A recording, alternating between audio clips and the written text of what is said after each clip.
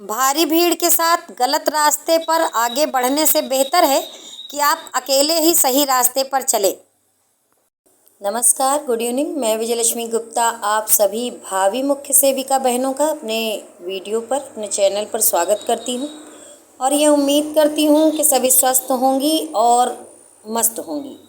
दीपावली का त्यौहार बीत चुका है और सभी फिर से अपने जो भी दैनिक कार्य उनका है, डेली रूटीन में वापस आ गए हैं और जो भी संघर्षरत बहनें हैं या मुख्य सेविका भर्ती से जुड़े अभ्यर्थी हैं वो फिर से परेशान होने लगे हैं, क्योंकि बीच में त्यौहार था तो वो अपनी थोड़ी सी परेशानियां अपने परिवार के साथ भूल गए थे। लेकिन वो फिर से परेशान होने लगे हैं कि 12 नवंबर को एजी महोदय कोर्ट में आपके केस के लिए एंट्री लेंगे या नहीं लेंगे।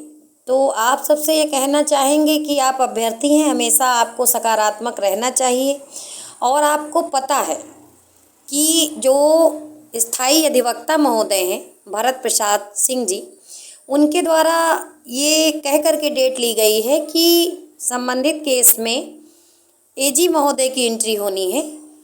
तो विभाग के तरफ से ही बोल रहे हैं और सरकार के तरफ से बोल रहे हैं, ये कॉमन सेंस वाली बात है, ठीक है।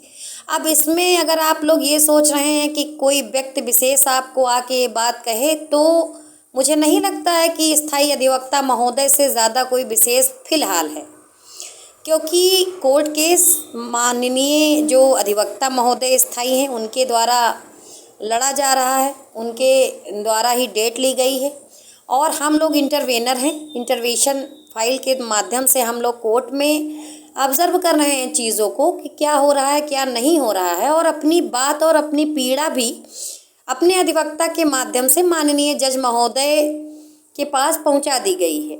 माननीय जज महोदय को भी पता है कि 126 संविदा कर्मियों के साथ साथ वो संविदा कर्मी जिनकी संविदा समाप्त हुए 1 साल हो गए हैं और जब संविदा समाप्त हो गई उसके बावजूद भी वो कार्य करते रहे, तो इतना तो पढ़े लिखे संविदा कर्मी होंगे, कोई ना कोई प्रपत्र जारी करके उनको ये सूचना भी दी गई होगी कि आपकी संविदा समाप्त हो गई है। अगर उसके बाद भी वो कार्यरत रहे हैं तो क्या ही कारण है, ये मतलब विचार करने का विषय है। और कौन लोग इसमें दोषी हैं, और कहते नहीं है कि किसकी करनी और कौन परेशान है, ये सब बातें ऐसी हैं कि अब क्या ही बोलें इस पर। तो इतना आप समझ लीजिए कि जो भी अधिवक्ता महोदय हैं उन्होंने अगर ये डेट ली है तो कुछ सोच समझ के ली होगी। पूरी उम्मीद है कि 12 नवंबर को एजी महोदय आएंगे और आपका पक्ष रखेंगे। एजी महोदय के द्वारा जब पक्ष रखा जाएगा तो कुछ ना कुछ मामले में तेजी आएगी या हो सकता है कि स्टे हट भी जाए। तो ये सब चीज़ें देखने वाली होंगी। भविष्य के गर्भ में क्या है कोई नहीं जान सकता है, अनुमान सभी लगा सकते हैं। हालांकि मैंने कोर्ट की जो प्रक्रिया है वो प्रत्यक्ष रूप से देखी है। मैंने ये भी देखा है कि माननीय जज महोदय भी इस केस को लेकर के गंभीर हैं इस बार, और वो चाहते हैं कि जल्द से जल्द निस्तारण हो जाए, और वो दोनों पक्षों का निस्तारण करना भी चाहते हैं। और रही बात 126 होल्ड की, तो मैंने इसके पहले भी वीडियो बनाया था और अपने व्यक्तिगत विचार रखे थे कि मेरे हिसाब से तो किसी भी कंडीशन में 126 होल्ड भी नहीं होंगे और इनका भी कोई राइट बनता नहीं है। इन्होंने जो भी अपनी याचिका डाली है और उसके संदर्भ में जो भी ये अपना पक्ष रख रही हैं, मैंने उसको सुना भी है। तो इतनी तो मैं समझदार हूँ कि मैं जान रही हूँ कि कहाँ पर क्या गड़बड़ी है और कैसे इनसे निपटा जा सकता है। हालांकि संविदा कर्मी भी परेशान होंगी, क्योंकि आपकी नौकरी आनी है और उनकी जानी है। उनकी जा चुकी है, जानी नहीं है, उनकी जा ही चुकी है। लेकिन वो सोचते हैं कि फिर से हमारी संविदा आगे बढ़ जाए और हम अपने पद पर आसीन रहें। तो फिर अब इसके लिए मैं क्या ही बोलूं। न्याय व्यवस्था है, न्याय मांगने वो भी गई हैं, न्याय के लिए हम भी गए हैं। तो जल्द ही न्याय मिलेगा ऐसी उम्मीद है। कुछ बातें ऐसी हैं जो समय के साथ साथ आपके सामने आएंगी तो आपको समझ में आ जाएगा कि मैं जो बोल रही थी सही बोल रही थी या गलत बोल रही थी। अब बात यह है कि क्या होगा, रिजल्ट कब तक आएगा, क्या नहीं होगा, कितनी जल्दी ये भर्ती होगी, कितनी जल्दी नहीं होगी। देखिए ये सब राजकाज है और जो भी संघर्षरत लोग हैं। मैं देख रही हूँ कि जनता दरबार भी जा रहे हैं और जिनसे वो मिल पा रहे हैं मिल भी रहे हैं, और कोर्ट में जो संघर्षरत लोग हैं वो अपना संघर्ष कर रहे हैं।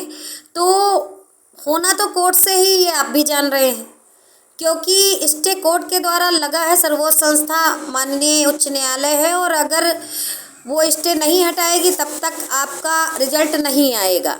फिर भी उम्मीद करते हैं कि अगर एजी महोदय इन्वॉल्व हो जाते हैं तो पूरी उम्मीद है कि स्टे हट जाएगा, और अगर किसी कंडीशन में नहीं इन्वॉल्व होते हैं तो उसको लेके क्या करना है ये 12 नवंबर को देखने के बाद ही आगे की रणनीति तय की जा सकती है कि इसमें क्या करना है क्या नहीं करना है।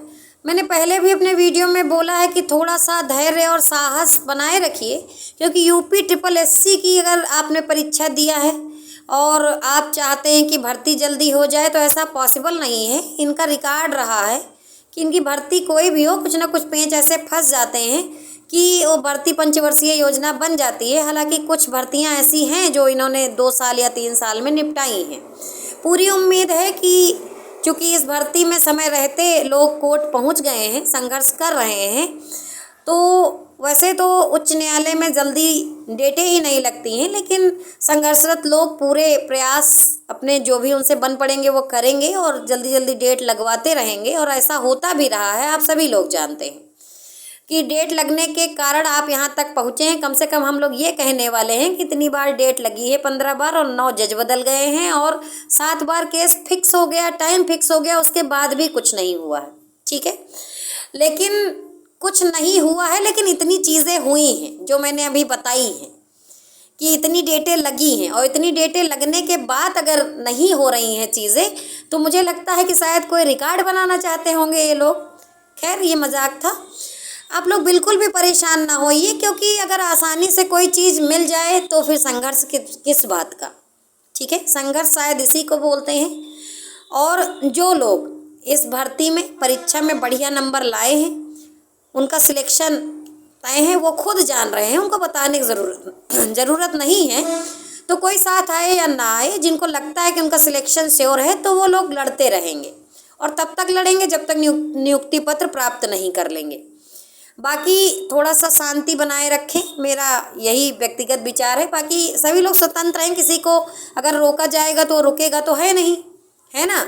तो जो भी जिससे जो बन पड़ रहा है वो कर ही रहा है। अब इस पर मैं ज़्यादा बोलना नहीं चाहूँगी, क्योंकि मैं भी थोड़ा व्यस्त हूँ, और व्यस्त इसी चक्कर में हूँ क्योंकि मैं ये चाहती हूँ कि अब जो भी किया जाए तो उसको बता के ना किया जाए, क्योंकि यूट्यूब ऐसा माध्यम है कि यहाँ पर अगर बता दिया जाता है तो अर्थ का अनर्थ हो जाता है, और फिर चीज़ें होती नहीं हैं।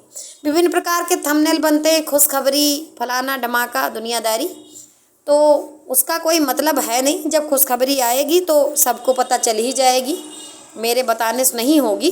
संघर्षरत लोग संघर्ष करते रहें, धैर्य और साहस बनाए रखें। मुझे पता है भर्ती को ज़्यादा दिन हो गए हैं फंसे हुए, तो एक नेक्स्ट लेवल का तनाव होता है, उस तनाव से निपटने की ज़रूरत है। खुद को स्वस्थ रखें, फैमिली के बीच में रहें, ज़्यादा अकेले ना रहें। एक बहन है जो परेशान होकर कमेंट कर रही हैं कि आप अपने वीडियो में माननीय क्यों बोलती हैं।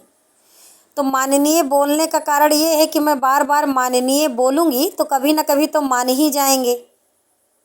बाकी पढ़ा लिखा व्यक्ति कितना ही परेशान क्यों ना हो, कितना ही दुखित क्यों ना हो, किसी दूसरे को अपशब्द कहना या उसको उल्टा सीधा कहना, ये तो संस्कार नहीं होते हैं। ठीक है, अच्छी बात है, हम लोग परेशान हैं और लोग हम लोगों को परेशान कर रहे हैं, तो ये हमारे संघर्ष की परीक्षा है, और इसको भी हम चैलेंज के रूप में लेंगे। और माननीय कहने का कारण यही है कि बार बार माननीय कहेंगे तो वो मान जाएंगे। जल्द मिलेंगे अगले वीडियो में, तब तक के लिए धन्यवाद।